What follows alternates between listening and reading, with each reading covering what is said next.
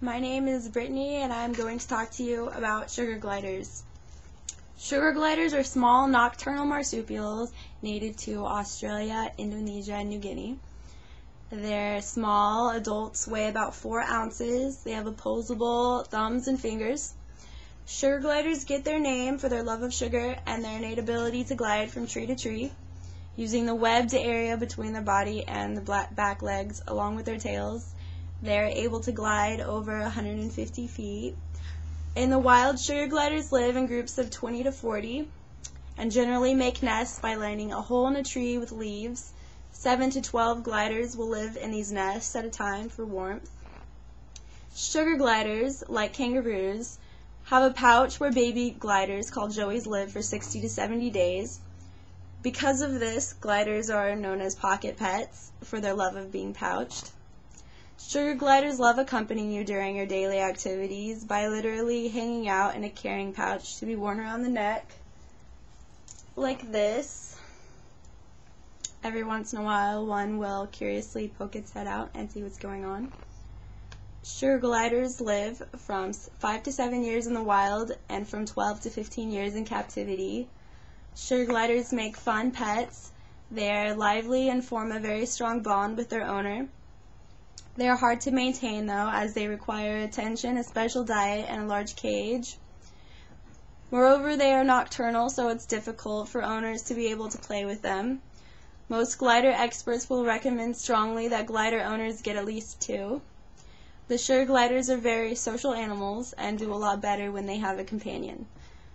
Sadly, most owners do not properly care for their gliders, and as a result, they die from poor nutrition or depression.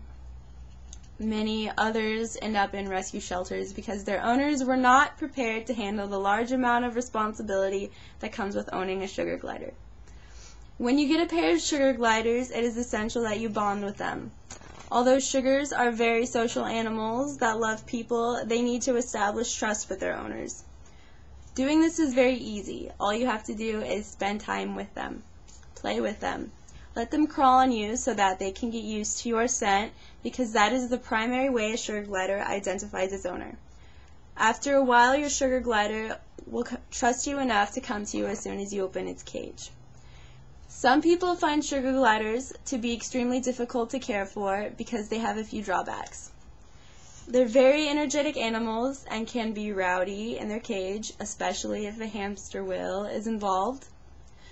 Sugar gliders make a variety of noises such as chirping, chattering, crabbing, squeaking, barking, and some of these are rather loud. Like ferrets, sugar gliders have a scent gland. They have 2, which are located on their chest and right on top of their forehead, creating a small and slightly awkward bald spot. Though they do not smell nearly as strong as ferrets, their odor can be somewhat overwhelming if their cages are not cleaned properly enough. I find that in order to prevent any smell from dominating my room, I clean out their cage every 3 or 4 days, and I keep a HEPA filter to purify the air.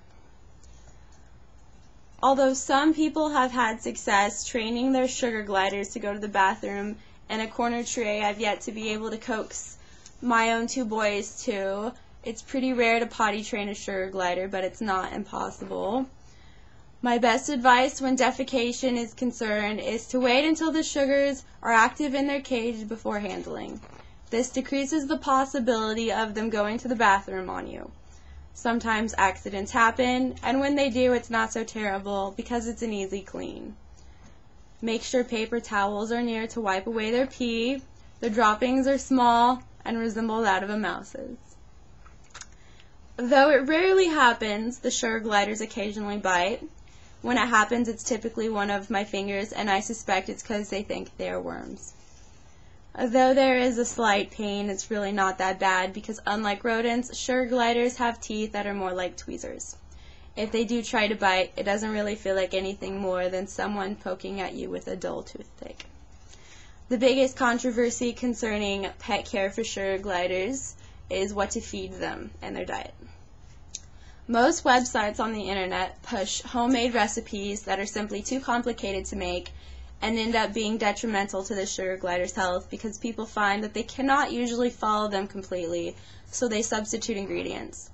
These diets, such as BML, are amateur diets created by breeders without real scientific veterinary experience.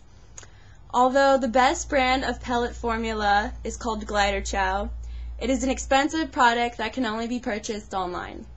For those who can't afford to spend hundreds of dollars at a time just on sugar glider food, Sunseed Vita Sugar Glider formula is a decent substitute and sold at pet stores such as Pet World. Looks like this, comes in a can, like $10 to $15. Their nightly diet should consist of 2.5 tablespoons of dry food, 40% vegetables, and 10% fruits. They should also sparingly be given hard-boiled eggs without the shell, boiled chicken breasts without spices, live crickets or mealworms, which you can get in things like this, and a calcium supplement to prevent paralysis of the legs. Foods that my own gliders love include cucumbers, avocados, sweet potatoes, carrots, apples, grapes, peaches, plums, and cantaloupe. Sugar gliders love plain yogurt as long as it's not given to them on a regular basis. One vet suggested when giving gliders fruits, about 1/8 of an apple is a good amount to give in a daily feeding.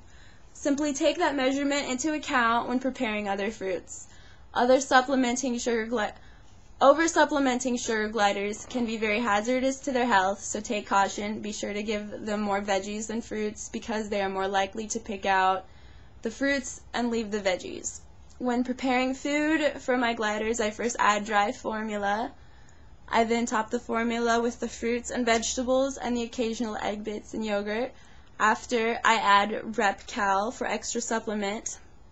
I then cover the bowl with my hand and shake it a few times so the food is evenly distributed. This also moistens the dry pellets so it's easier for the sugar gliders to eat. Make sure to always clean your sugar gliders' water bowl and provide fresh water daily as they dehydrate easily. A treat that your sugar glider will immensely enjoy is honey. Sugar gliders love honey. Every once in a while, squirt a little honey on your fingertip, and I can assure you it will not be the least bit sticky because they will lick every last drop until it is clean. As of March 2009, they are legal to own as domestic house pets in the U.S. in 47 of the 48 contiguous states, with California being the only exception. However, individual U.S. cities may prohibit the keeping of sugar gliders, and many actually do. Be sure to check the legality status of your city online if you are interested in housing these creatures as pets.